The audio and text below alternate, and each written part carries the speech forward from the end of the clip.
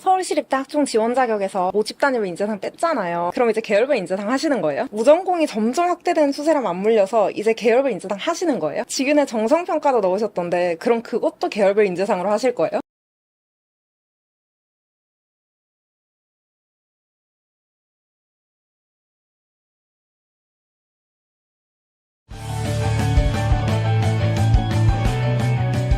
안녕하세요. UOS 입시만담의 이석준입니다. 시즌3의 세 번째 시간입니다. 저희가 2025학년도 그러니까 올해부터 입학전형 기본계획에서 인재상을 지원 자격에서 삭제한다고 했습니다. 그리고 올해부터 무전공 그러니까 전공 자율 선택제를 확대하죠. 그러면 서울시립대학교도 이제 모집단위별 인재상 강조 안 하는 거냐? 결과적으로 이야기하면 아닙니다. 여전히 모집단위별 인재상은 서울시립대 학종에서 제일 중요합니다. 근데 내부적으로 과연 이걸 지원 자격에까지 넣을 필요가 있을까라는 논의를 한 거죠. 이건 사실 자기소개서가 없어진 환경이랑도 맞닿아 있습니다. 더 이상 내가 나를 소개하고 스스로를 추천하는 환경이 아니니까요.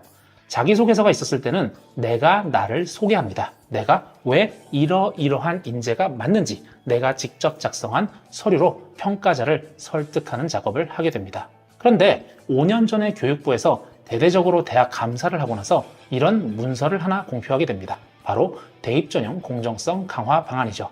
이것부터 무전공까지 빠르게 히스토리 훑고 가겠습니다.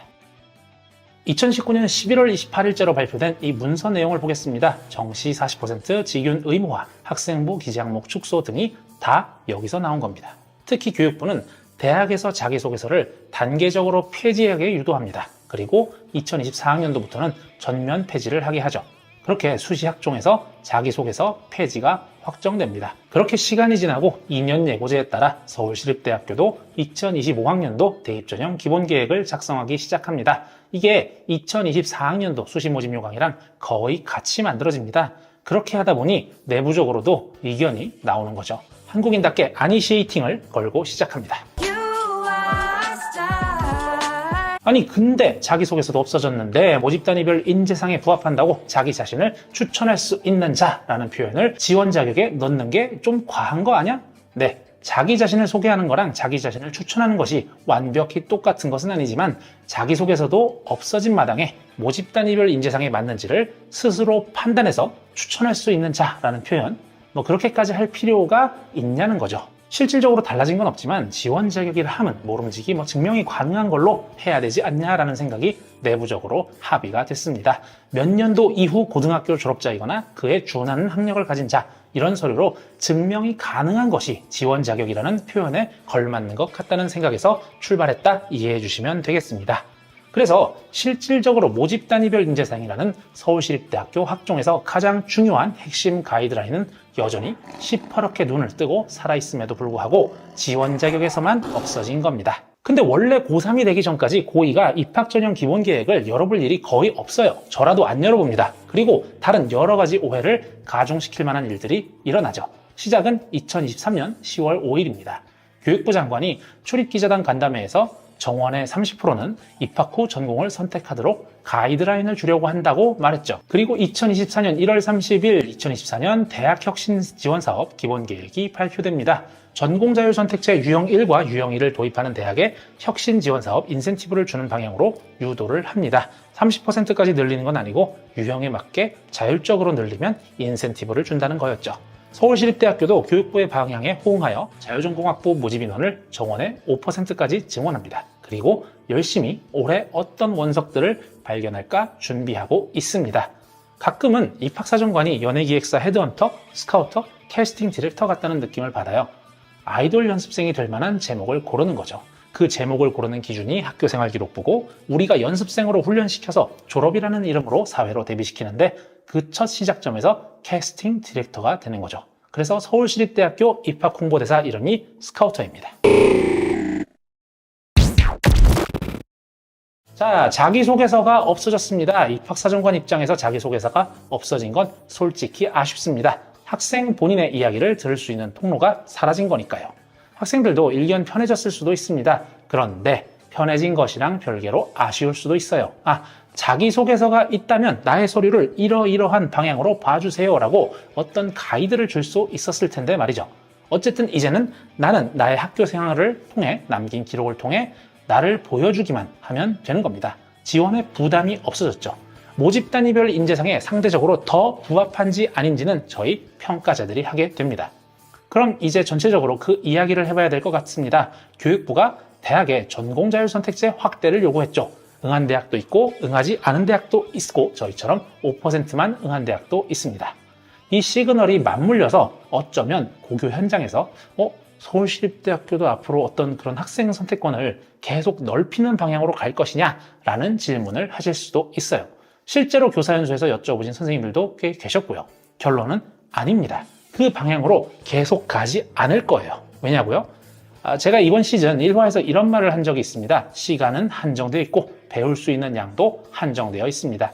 정확하게 반 해서 두루두루 다 잘하면 좋겠지만 사실 그게 쉽지 않죠 라고 이야기했죠. 전공 자율선택제를 통해 학생의 선택권을 존중할 수 있습니다. 학생들 입장에선 나쁠 게 없죠. 사실 아예 전공이 없다는 의미의 무전공이랑은 의미가 좀 다릅니다. 충분히 더 신중하게 고민해보고 전공을 자율적으로 선택할 수 있는 선택의 기회를 넓힌 거니까요.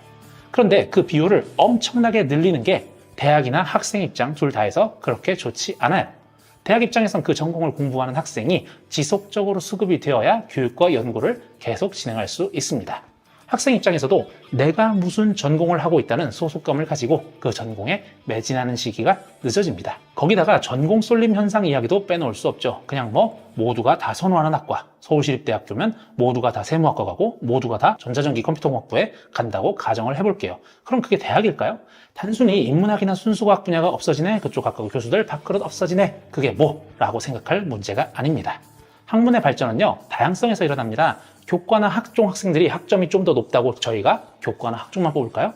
저희 논술 안 없앨 겁니다. 정시도 계속 유지할 거예요. 실기 전형도 유지할 겁니다. 언젠가 재외국민을 뽑을 수도 있겠죠. 학령 인구가 감소하면서 재직자 전형을 확대하거나 평생교육 기능을 강화할지도 모릅니다. 만약 통일이 되면 북한 출신자 전형을 뽑을 수도 있고 가까운 미래에 아예 다자녀 전형을 따로 빼서 신설할지도 몰라요.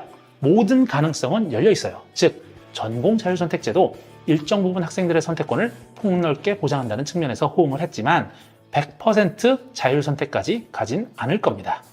챗 GPT로 대표되는 거대 언어 모델이 나왔고 점점 그 기술의 발전 속도가 빠르다 보니 많은 사람들이 막연하게 이렇게 생각을 하죠.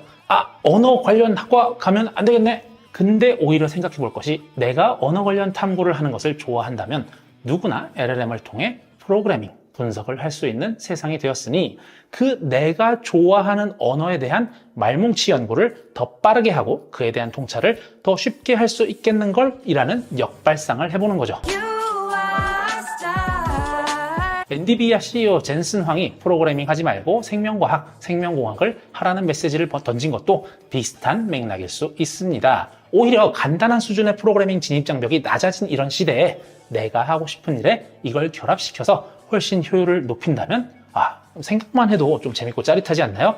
저만 그럴 수도 있겠네요. 죄송합니다. 자, 이번 3화는 수험생들보다는 학교 선생님들께 그리고 1, 2학년 학생들에게 드리는 말씀이 되었습니다. 정리하면 서울시립대학교의 모집 단위별 인재상은 당분간 계속 유효할 것입니다. 그렇게 와서 하나를 잘 하면서 필요하면 다른 전공을 복수전공, 부전공하면 됩니다. 어중간하게 둘 다 애매하게 하는 것보단 한 영역에서 단단하게 뿌리내린 상태에서 다른 것을 하는 것이 더 좋을 수도 있거든요. 물론 모든 학생이 다 그럴 수는 없으니까 전공 자율 선택제를 통해 내가 무엇을 전공할지 더 탐색하려는 학생들도 충분히 지원할 예정입니다. 자, 다음 네 번째 에피소드는요, 논술에 대한 이야기를 해보겠습니다. 제목으로 시계 어그로 한번 끌어보겠습니다. 당신이 서울시립대 논술에 지원하지 않아야 하는 이유로 찾아뵙겠습니다. 시청해주셔서 감사합니다.